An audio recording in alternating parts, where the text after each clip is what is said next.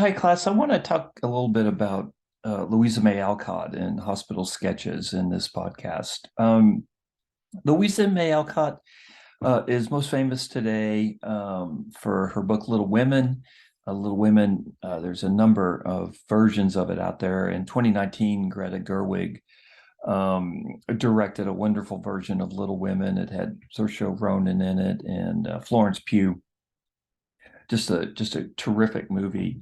And you see kind of hints of the Civil War in Little Women, and you also see hints of Alcott's life.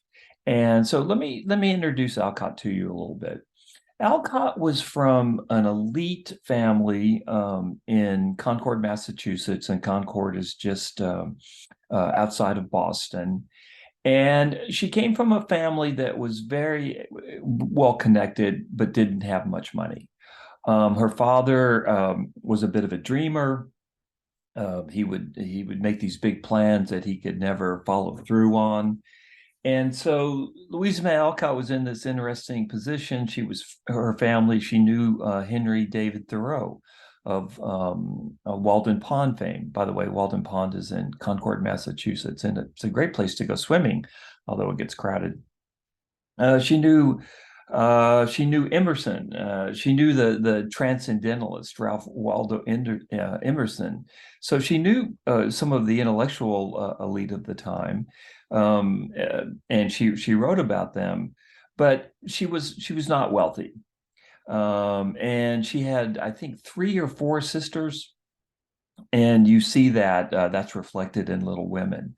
So growing up, she was very, very highly educated. Again, she was a member of the New England intellectual elite, and she didn't want to necessarily be a mom. There's nothing wrong with being a mom, but that really wasn't something that interested her. She wanted to be a writer. She wanted to be a respected writer. Again, she comes from that circle. So even before the Civil War, she started writing. She started writing poems, but she could never really break through. And by the time the Civil War started, she probably was in her late 20s and early 30s, and things really weren't looking very good for her. There weren't many opportunities for women at this time. Teaching was one opportunity. She didn't want to teach. Again, she didn't want to get married and be a mom. She was very ambitious, and of course, she was very, very talented. And she's one of these folks, and I would include U.S. Grant among that number, that the Civil War, is horrible as it was in many ways. Of course, it was very significant because of emancipation. But the Civil War shot her into glory in the same way that the civil U.S. Grant was struggling at the beginning of the Civil War and then becomes world famous during the war.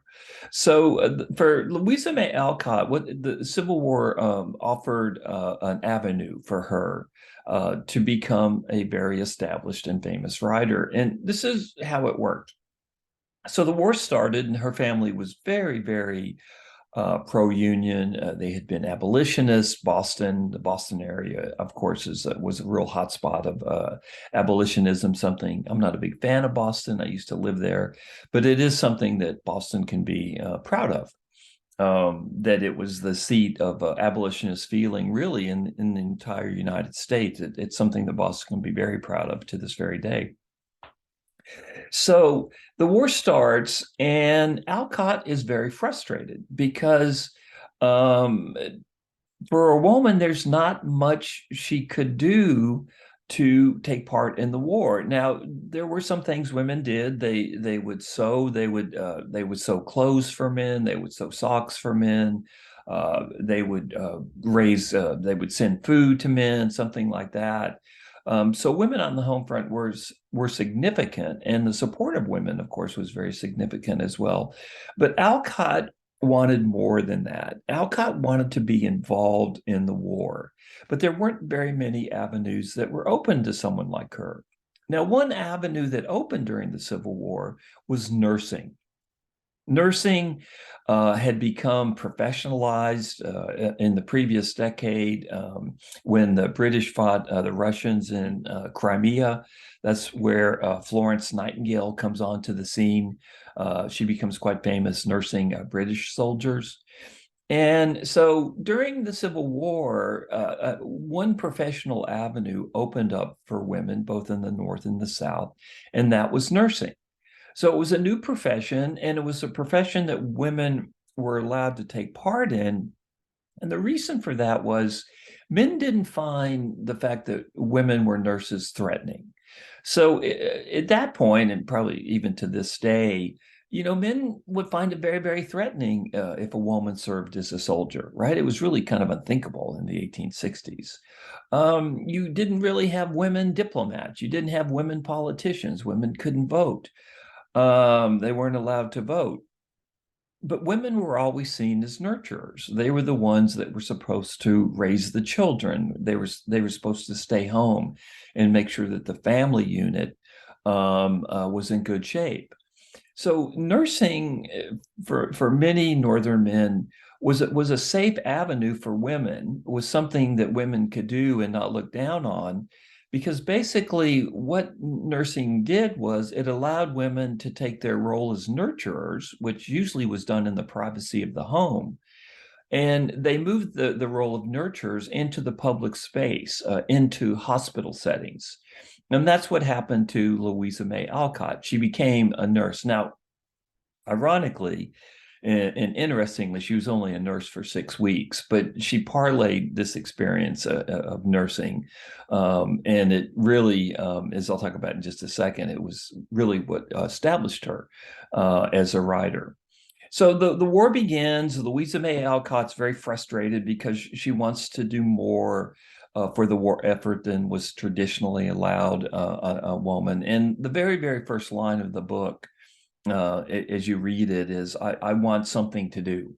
I want something to do. She wants to be more than someone that's staying at home, that's sewing socks, that's raising the morale at home. She wants to be as close to the front lines as possible within the confines of Northern society. So at this, as you'll see as you read the book, she moves into nursing, and one of the things I want you to watch out for as you read the book's very short, and it's actually, I think, very entertaining. Louisa Alcott had she really did have talent, and she had kind of this funny style. And what I mean by that is she's amusing. Um, for instance, I want you to read about how difficult it was for her to figure out how to get to the front. Ultimately, she serves in a hospital in Washington, D.C., so she has to travel from the Boston area to Washington, D.C. That itself was very unusual in the 1860s, that a single woman would be traveling on her own. So what we're starting to see is that the bounds of women and hospital sketches is being stretched in terms of professional opportunity, ability to support the war, but also just in terms of individual experience. So Alcott becomes a nurse. I don't think she really had a game plan to write about it, this experience. She just wanted to be part of the war effort. In the one way that society allowed her to be part of the war effort, to be a nurse. So in the winter of 1862, she is 30. She entered nursing in the Union Hospital in Virginia.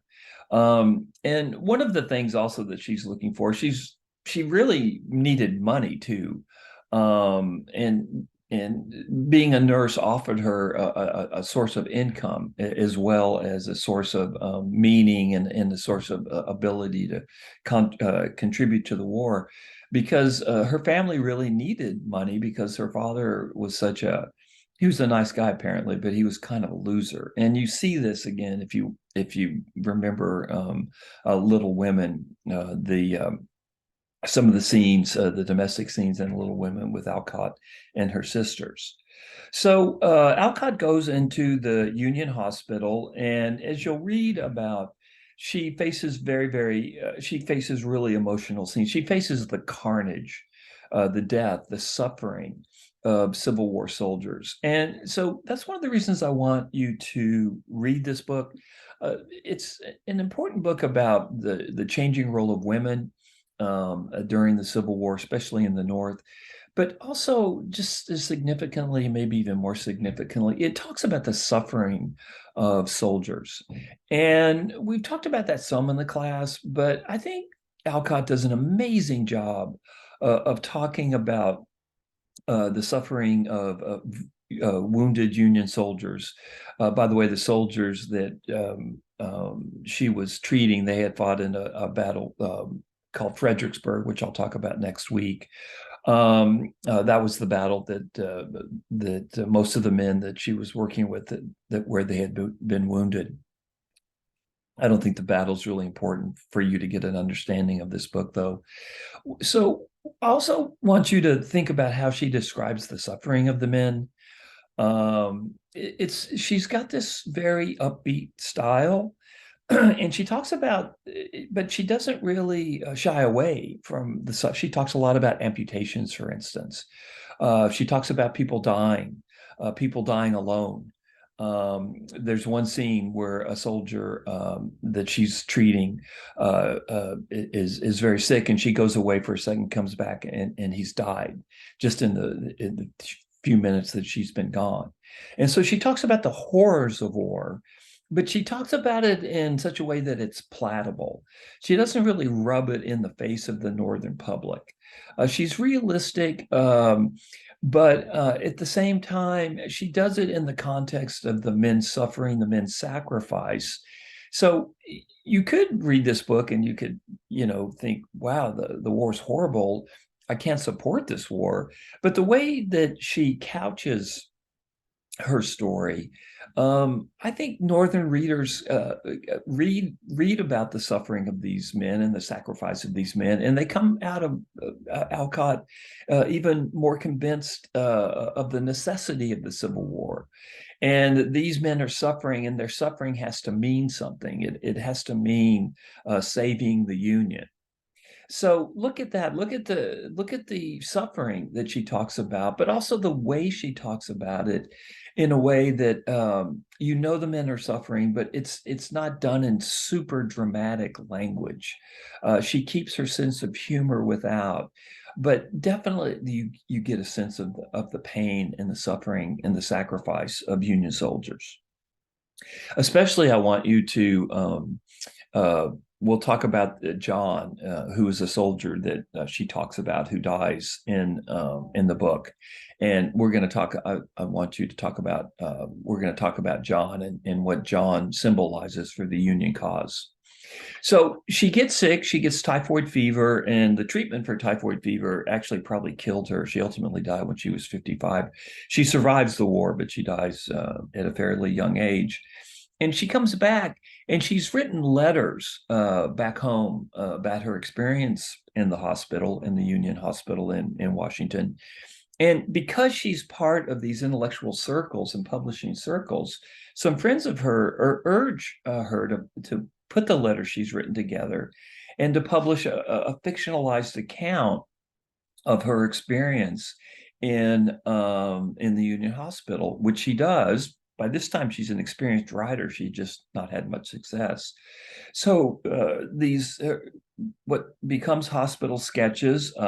It's published in an abolitionist magazine in Boston, and she was never that thrilled with Hospital Sketches. She wrote, she thought the sketches were witty, but she admitted, I wanted the money. That's why she published them. But much to her shock and surprise, the hospital sketches, her descriptions of being in the hospital, there was just this hunger in the North, her descriptions about what it was like for Union soldiers.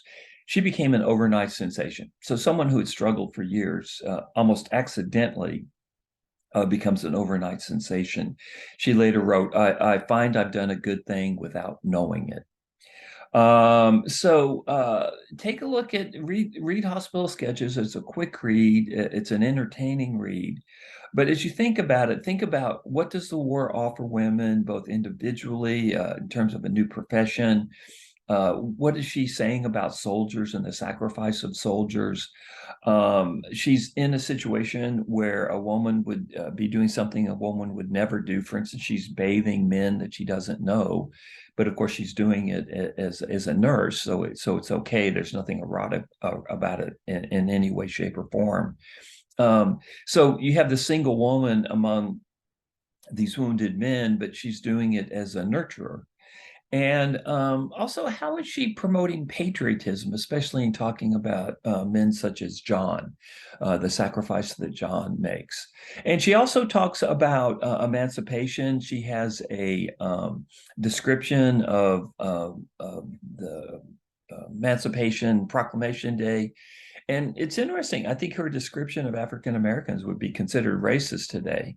But at the time, she was seen as a bit of a progressive, again, from a very strong abolitionist family. So there's a lot packed into this little book. And I hope you enjoy it. And I look forward to our conversation next week.